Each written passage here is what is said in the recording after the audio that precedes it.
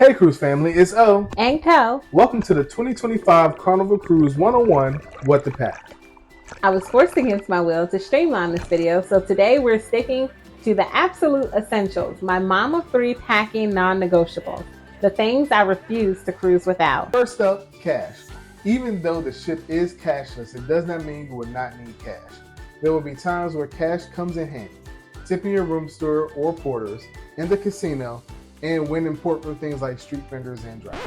Before we get too deep, hit that like and subscribe button so you never miss our Carnival Cruise tips and tricks. And don't forget, if you see that link icon, that means that we have a tried and true product that we have personally used, which you will be able to find linked down below in the description and in our Ship You Need Amazon storefront. Let's keep going. We've got some must-haves and a few things you might never think to bring that will make your cruise experience so much smoother. Okay, this is my top always pack for moms, especially us millennial moms who are collectively reaching a new phase of life. If you know, you know. Listen, these cabins can get pretty warm, and the Caribbean sun does not understand personal boundaries.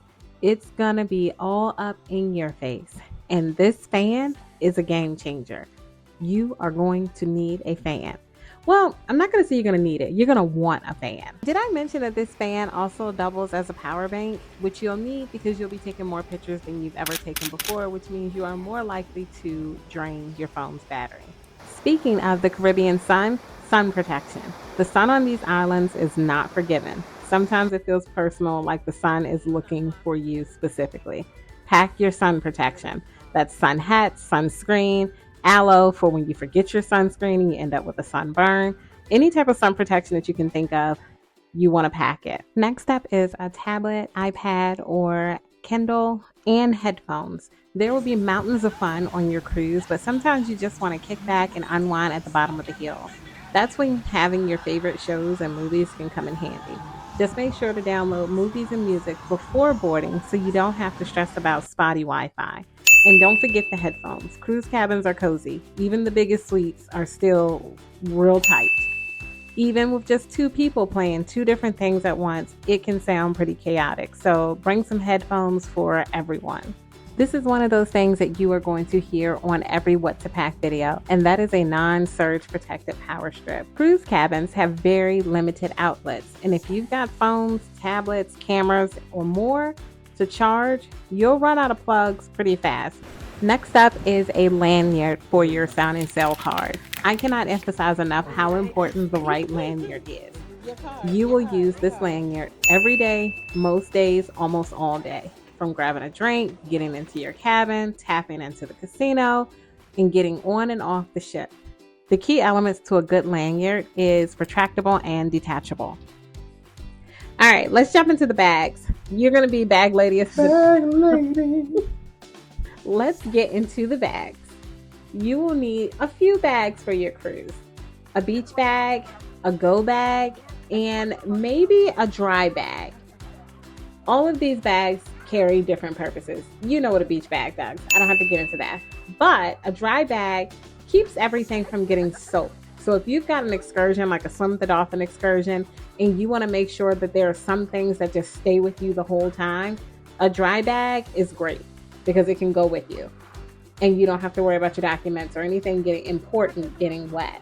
A go bag, I use those just for port days in general. Everybody has a go bag where they've got hand sanitizer in it, they've got tissue, just any random thing that they may need, their power bank, so on and so forth. So that's what the go bag is optional. Beach bag, you definitely want something to carry your stuff in. You could condense and do a beach bag, dry bag combo, but oftentimes I find that that's a little bit too much because when you go out into the water, you don't want to carry the beach bag with the sunblock and all of that. That stuff can stay. Your dry bag you want to take with you with just your phone, maybe your sign and sell cards, things that are important that you don't want to get stolen by leaving on the shore. No slip swim shoes and swim socks. Swim shoes are my absolute favorite because they keep me upright on the always slippery Lido deck, which by the way is the deck with the main pool and where all the deck parties happen. People often try and be cute on the Lido deck and things like gladiator sandals and thong flip flops, and those are the ones who end up flat on their backs, feet in the air against their wheel. Okay? Don't be cute, be comfortable, and be safe. The best part about the swim shoes and swim socks is the endless supply of designs and colors and just how affordable they are. I literally have a pair for every outfit and every color for almost every cruise. I want to be clear really quickly. Swim shoes and swim socks are different. Swim socks have a thin sole and are perfect for the pool, the port pool areas, or just hanging around the ship in general, especially for things like going to the restroom. I see people walk in bathrooms barefoot and it is cringy. Invest in some swim socks. Do not go into a public bathroom barefoot. Swim shoes, on the other hand, have more support and a thicker sole and are a bit more pricey compared to how cheap swim socks are. I tend to use the two interchangeably sometimes when I'm speaking about them, so I wanted to be clear and make that distinction. Swim socks are cheap and they come in tons of patterns and colors. Swim shoes come in lots of colors and patterns, but you really won't find too many that are less than $25. And if you do, I would not advise investing in them. The shoes I have were around maybe $35 and I've had them for years now. All right, let's do a quick dive into toiletries. Poopery for the obvious reasons. Cabins are small, and if you're in an interior cabin, quite frankly, this should be mandatory. Hand soap. Keeping your hands clean is the number one rule for staying healthy on a cruise. The liquid soap in cabins, not that great. Bring your own. Hand sanitizer. Again, obvious reasons. Clorox wipes. Cruising is actually kind of gross sometimes. Wipe down everything you can. A first aid kit, because things do go wrong. And me, personally, I have experienced it with my family. Things can go wrong. You want a first aid kit that has a backup plan for you. Band-aids, thermometer, cold meds, all the seasickness meds that you may need. I don't know if I said pain meds or not, but if I didn't, I'm saying it again, pain meds. Allergy meds, those type of things you want to put in your first aid kit. And a small travel size pack of tissues, because the tissues on board are basically like dollar store tissue paper vibes. Nail file or clippers. How often do you get a broken nail or a hangnail at home? Yeah, it can happen on a cruise too, so just be prepared. And let me just add to that first aid kit meds list, make sure you pack tummy meds. You are going to be eating a lot of things that you've never eaten before. You will likely eat more than you typically do at home, and that can be a recipe for a disaster. So pack your Tums, your indigestion meds, whatever is necessary, make sure that you have it with you just in case. Shower caps, they seem odd, but they really can come in handy. I use them as shoe covers to keep my suitcase clean by slipping them over the bottoms of my shoes before packing, which means no more sand all over the place and no mystery floor germs all over your clothes or the things that you have in your suitcase.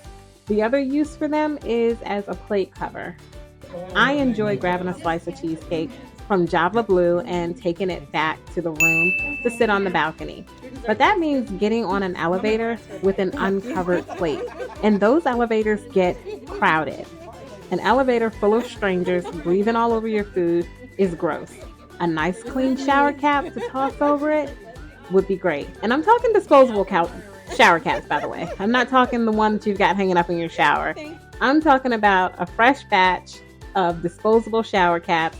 You can get like 100 in one little jar.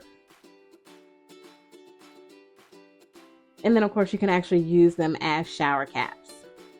So, there's that. A sweater or a hoodie. This is an underrated cruise must-have. You're going to the Caribbean, most likely, but it still can be a little chilly. It can be chilly in the theaters, the dining rooms, and definitely on the Lido or the actual outdoor decks because you're dealing with an ocean breeze. So it can get a little chilly. On movie nights on the Lido deck, they do have blankets available, but a light sweater or hoodie will probably be just fine. A pop-up hamper. This is my secret to a clutter-free cabin. Cruise cabins are small, and with multiple people, the clutter builds up fast. A pop-up hamper for me is a game changer when it comes to keeping things neat and organized.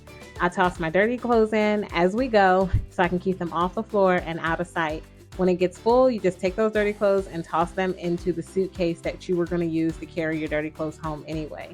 Another little tip is I bring a small plastic bag with me for underclothes or for damp bathing suits that maybe didn't have enough time to dry if we went to the pool the day before debarkation day and they didn't have enough time to dry.